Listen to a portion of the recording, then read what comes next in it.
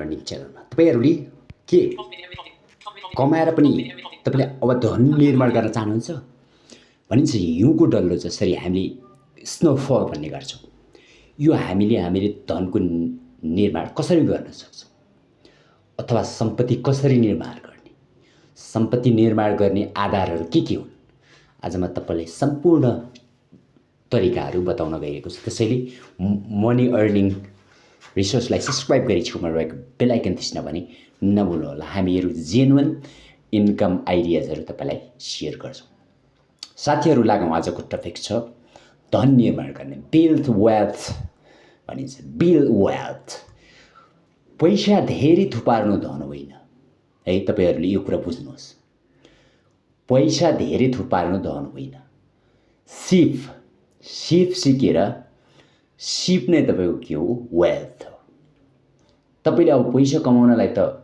बिना सिप त पैसा कमाइदैन होला कमाइन्छ थोरै कमाइन्छ तर तपाईसँग सिप भयो भने मात्र तपाईले धन निर्माण गर्न सक्नुहुन्छ अथवा वेल्थ बनाउन सक्नुहुन्छ अब वेल्थ बनाउने तरिकाहरू म तपाईलाई एक एक सरस्वती रूपमा बताउन गइरहेको छु त्यो भन्दा साथीहरू यो भिडियोमा हामीले धेरै मेहनत गरेका छौं यो भिडियोलाई तपाईले लाइक गर्नु होला त्यो सब्स्क्राइब गरेर रातो बटन छेउमा रहेको बेल आइकन थिचेर अल नोटिफिकेसन दबाउन भने नभुल्नु होला किनभने सम्पूर्ण आगामी दिन थुप्रै भिडियोहरू ल्याउने छौं धन बिल्ड अथवा सम्पत्ति निर्माण गर्ने पहिलो चरणतिर जाउँ तपाईलाई थाहा छ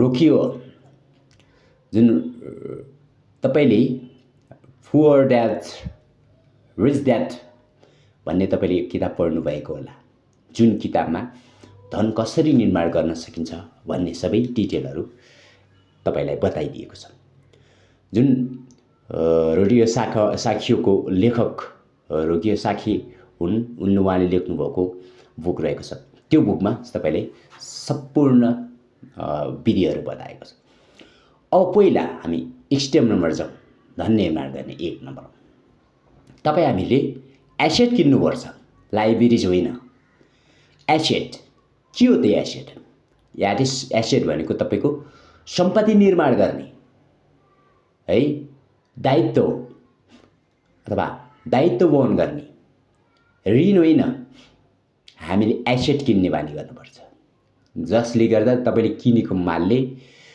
तपाईले इन्कम गरिराखोस् जस्तै फर एक्जाम्पल घरले त तपाईले आज निर्माण गरेको भोलिले भाडामा लगाउनु भयो रेन्टमा लगाउनु भयो भने यसले इन्कम दिइराख्छ यो एसेट भयो जस्तै तपाईले गाडी अथवा कार त्यो कार आफू चढ्नको लागि हो भने चाहिँ त्यो एसेट होइन त्यो लायबिलिटीजमा पर्ने गर्छ है तर त्यो तपाईले किनेको जुन कार होस् अथवा बस होस् त्यसले तपाईले भाडामा लगाउनुहुन्छ तपाईले विभिन्न रोडमा कुदाउनुहुन्छ त्यसबाट आम्दानी गर्नुहुन्छ भने त्यो चाहिँ एसेट हो हामी अब एसेट यति बुझिसकेपछि धन निर्माण गर्नका लागि एसेट भनेको के हो र लायबिलिटीज भनेको के हो भन्ने कुरा बुझ्नुपर्छ लायबिलिटीज भनेको जसले खर्च गरिराख्छ तपाईको खल्तीबाट पैसा तानिराख्छ गइराख्छ बाहिर गइराख्छ है एसेट भने तपाईले एकपटक किनेको मालले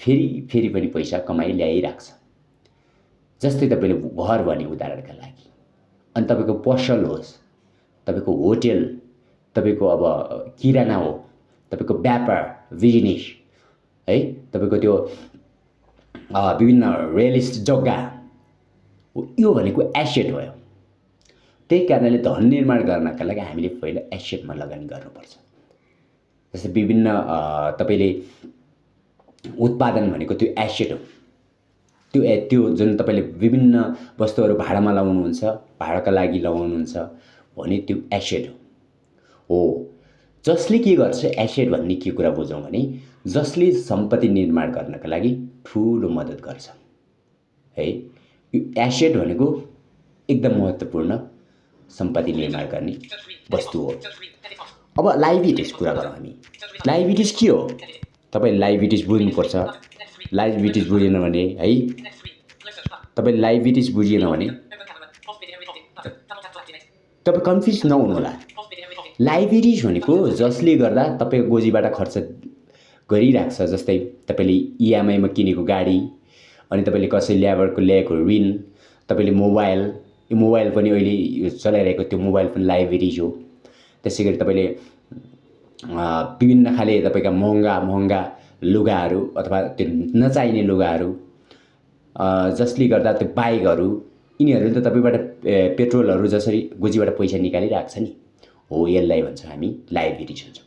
यो मात्र होइन, जसले तपाईँको गोजीबाट त्यो निकाल्छ त्यो लाइबिलिटिजमा पर्ने गर्छ। त्यसैले तपाईँले धन निर्माण गर्नका लागि पहिला एसेटमा लगानी गर्नुपर्छ। त्यसै गरी 2 नम्बरमा जाउँ। 2 नम्बरको के हो भने धन निर्माण गर्नका लागि इन्भेस्ट गर्ने बानी गर्नुपर्छ। इन्भेस्ट बिना हामीले धन निर्माण गर्न सक्दैनौँ। जति भने पनि हामीले धन निर्माण गर्दैनौँ। अब तपाईँले कमाउनुहुन्छ, त्यो कमाएको पैसा जम्मै तपाईँले खर्च गर्नुभयो भने त्यो धन निर्माण हुन सक्दैन। तपाईँले इन्भेस्ट गर्नुहोस्। जस्तै यदि धेरै छ भने तपाईँले सुन, गोल्ड, रियल इस्टेट, विभिन्न ठुल्ठुला कम्पनीहरूमा लगानी गर्छन्, जसले गर्दा त्यसले थप पैसा कमाएर ल्याउँछ। त्यसरी अनि धन निर्माण गर्न सकिन्छ।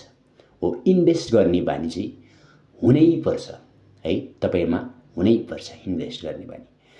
त्यसै गरी तेस्रो नम्बर धन निर्माण गर्ने बानी सेभिङ। मैले अस्ति अगाडि भिडियोहरूमा पनि बताएको छु, त्यो गएर त्यहाँ हेरेर तपाईँले हेर्न नभुल्नु होला। सेभिङ अनिवार्य हो। सेभिङ बिना हामीले केही गर्न सक्दैनौँ। सेभिङ गरेपछि मात्र धन निर्माण हुने हो। त्यो धन निर्माण बन्नका लागि पहिला त के गर्नु पर्यो? सेभिङ गर्नुपर्छ। चौथो नम्बरमा धन निर्माण गर्ने तरिका खर्च कटौती गर्नुपर्छ। आवश्यक नपर्ने खर्चहरूलाई हामीले कटौती गरेर हामीले बचाउने, त्यसपछि जहाँ त्यो चक्रवृद्धि कम्पाउन्ड्स इन्ट्रेस्ट आउने छ त्यहाँ चाहिँ हामीले लिएर लगानी गर्नुपर्ने हुन्छ है। तपाईँले यस्तै गर्नुभयो भने तपाईँको धन निर्माण गर्न सक्नुहुन्छ। 5औं अन्तिम तरिका रहेको छ, यो महत्त्वपूर्ण रहेको छ।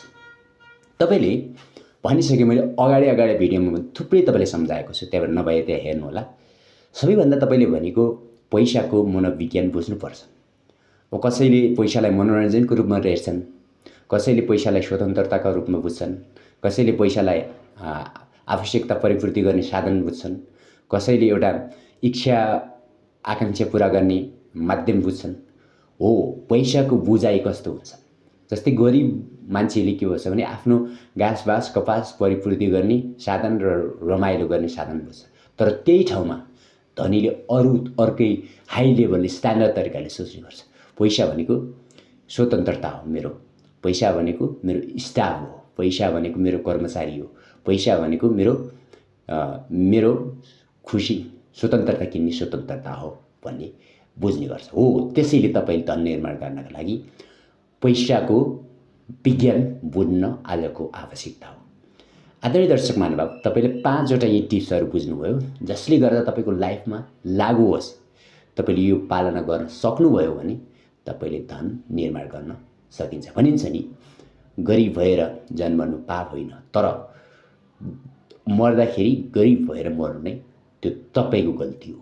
त्यसैले यी सबै टिप्सहरू फलो गरेर आफ्नो जीवनमा लागू गर्नु। यस्तै महत्त्वपूर्ण अर्निङ रिलेटेड भिडियो र विभिन्न technical related video A to Z video पाउनका लागि यो च्यानललाई सब्सक्राइब गरी छेउमा बेल आइकन थिच्न पनि नभुल्नु होला। Thank you so much for watching this video. हामी अर्को भिडियोमा भेट्नेछौँ। Love you all.